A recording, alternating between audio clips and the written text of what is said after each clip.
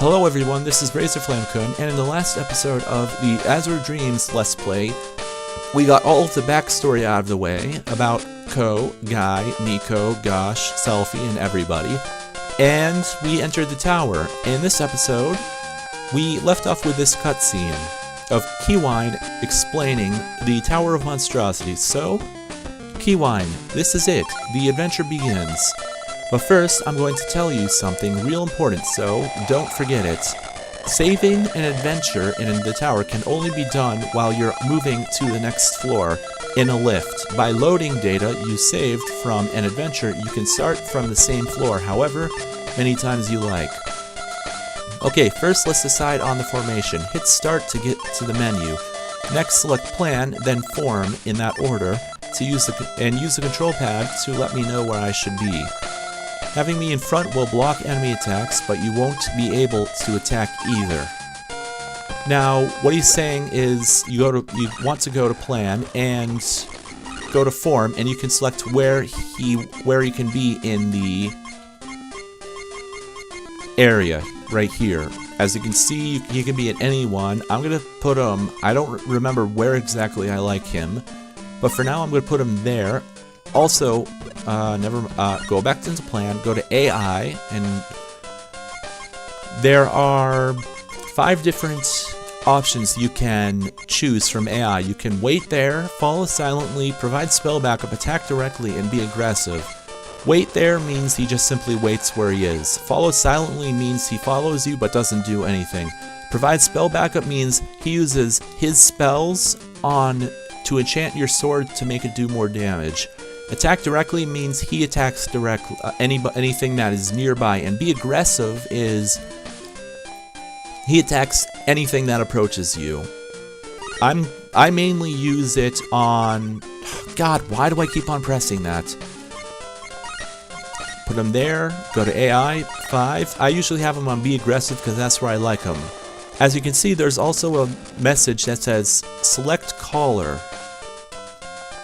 And I gotta remember what button this select button is, but I'll figure that out later on. I actually think it's I don't remember. I'll have to look it up, but for now I'm going to press enter. Now you can see your status, in which whenever you enter the monster tower, you're always level 1, you always have 10 HP. Your attack and your defense down below. Attack is how much damage you do, defense is how much damage you protect against. Experience is kind of self-explanatory, and the max is the max defense and attack you can have. Now you can press the left and right button to see your monster stats. Now this is very important. Your monsters have certain powers that as you can see. However, there's a stat that only monsters have called MP. Every single time you move, it uses MP. Your monster uses MP to move, and whenever he attacks with magic, or attacks with magic. So you need to make sure you have items called Vit Steeds on you to restore his MP, so that you can keep him going. There are, I believe, yeah, there are 3 different. There are 3 different affinities that monsters can have: wind, fire, and ice. There's a triangle where wind beats fire, fire beats ice, and ice beats wind. And then there's another attribute which we'll get into much later on that is good against all of the is separate. Anyways, magic red shot. It's a fire attack and it instantly see an enemy with fire. And you can also see your monster's special powers, which it explains if you go on. Basically, special powers are things that certain specific monsters have that gives them special powers. This one, Anti-Hypno, prevents your monster from being brainwashed, which is a status ailment, which we will get into later on. Anyways, he also starts out at level 1, but unlike you, he will keep all of his stats when you leave the tower. So you want to keep that in mind as well. Okay, next skill. Nope. Enter skill. You can see about skills here. You can see all the skills all of your monsters have. Then there's fusion, which we cannot access yet because of the fact that we don't have another collar, which we'll get later on. And then we can see the map of the floor. The flashing red is where you are, and where your monster is as well. So you can move around with B. Every single move you take takes up a turn, and I believe that also takes up your not every time you move makes your familiar lose MP, but right here you get a cutscene. Kewne. Once you've been to a place, it'll show up on the small map. Go to the menu and choose map to look at it. I already explained that. Let me see, are you starting to lose MP now? No, I believe he only loses MP when you are fighting. But you can look at the map, and here's the map. The red flashing dots are you and your monster, as well as any other monsters. I actually believe any other monsters are a different color, but we'll continue on, and you'll see items. Now, I want to see what... Right here, Kewne.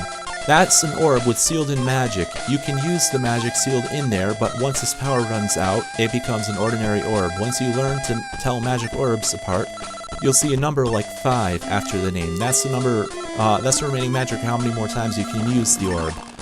So, right now what Kewne is doing is he's explaining things, and we gained an item called a flame orb. Right here, you can see what Flame Orb does. An orb that contains flame volleys. You can see that. So when you're faced with an enemy, you can use it, and it will shoot out a bit of fire. Anyways, up here, you gain a crook, which is an equipment that you can equip, or arm. A wooden wand. Doesn't say anything else. When to equip, you go to the item you want to equip, and you click arm, just like so, and that increases. I believe that should have. Kewne, even if you get a weapon or armory, that should be armor, I think, or armory, you can't use it unless you ready it. Go to the menu, choose items, and arm the weapon or gear you want. Changing readied gear won't use up your turn. Gear with numbers after the name are more powerful if the number is positive, less powerful if the number is negative than its normal power. So I just explained what he just explained. Basically, what this is it is a tutorial. Right now, Kewne, press the B button with the control pad to run. Yep, and we're gonna go and run up here, and we get an herb, a medi herb. These are very important items.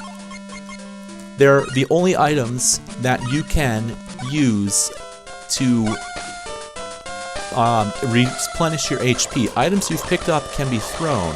Choose an item to throw it from items and select throw. All you have to do then is to decide on the direction of the throw. When you throw an item, you lose it, so be careful. If there's a monster in that direction, you can hit it with the item. Throwing an item uses up your turn. So basically what he's explaining is that you can throw items around, and it might damage an enemy nearby if the item was a damaging item, or it will heal them if you throw like a medi herb at them. So keep that in mind. Right here is something very, very important that you should always look out for. These are eggs. Kewne. To hatch a familiar from an egg, choose an egg from items and warm. A familiar can be hatched in the tower or the monster stable at home. You can hatch as many familiars as will fit into the monster stable. Oh yeah, in the tower you can carry up to 5 familiars in a bag. If you want more familiars, go and hatch a bunch of eggs.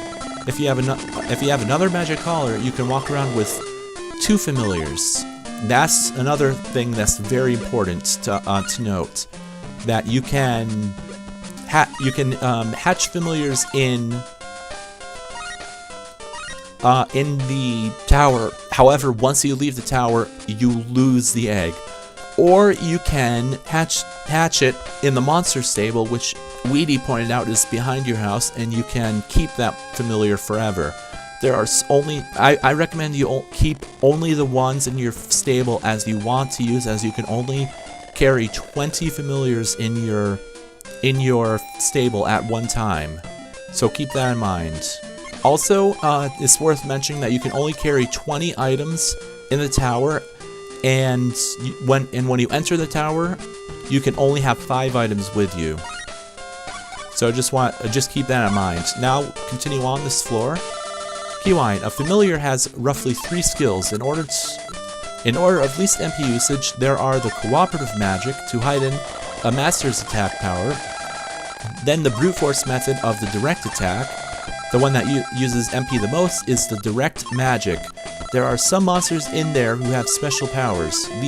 There are 3 classes: fire, water. Okay, fire, water, and wind. It wasn't ice, it was water in magic. And fire has power over wind, wind over water, and water over fire. So there you go. That's the rule. So it's a good idea to use fire spells to fight a wind class monster, etc. I explained that already as well. Kewne, familiars will usually help you out according to a rough strategy. Change strategy contents in AI under plan. Strategies to the left use up more MP than ones on the right. So keep that in mind. No, not skill. Plan. So the ones furthest to this one uses up the least MP, and this one uses up the most. I actually usually keep it on Kewne's AI on be aggressive, and only for the beginning. But we'll see this later on. Anyways, right here we encounter our first monster. Oh, we've got company. Turn towards the enemy and attack with the A button. So yeah, when you face an enemy, you can press A to attack it. And that was a Womp. And when you defeat monsters, you gain XP. When you have nothing to do, or if you want to recover HP quickly, you can forfeit your turn using Select. But our MP will keep going down, so please be careful, okay? Ah, I remember now, I believe. Yep. Whenever there are monsters nearby, your familiar uses MP. This tower has a ton of hidden traps that are activated when you step on one. Monsters get trapped by these 2. There's not much you can do since you can't see them, but if you step on one, the result isn't pretty. I'll show that. Right now is a sleep trap, which puts you to sleep. You and we familiars recover a bit with each turn, but a familiar's MP won't recover unless we eat something. MP gets used up by just walking, and when it runs out, we won't be able to move. You wouldn't like it if I couldn't move, right, Ko? I'll tell you how to recover a familiar's MP. Choose something to feed us with from items, then the give command. After that, choose who to feed it to with the control pad. We're monsters, so we'll eat pretty much anything, but there's a difference in how much MP we recover depending upon the food and our monster type. Yeah, that gets a little. That's called the Wind Gem, and Ko will be needing that item to get back to the town.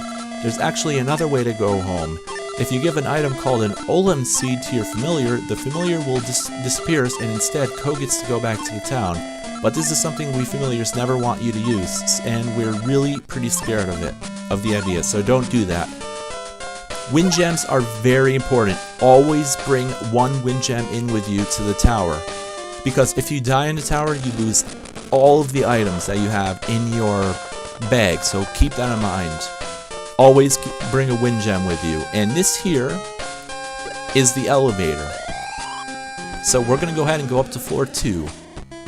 And it's always recommended to save every single floor you go up, in case something happens. And now, we encounter Gosh.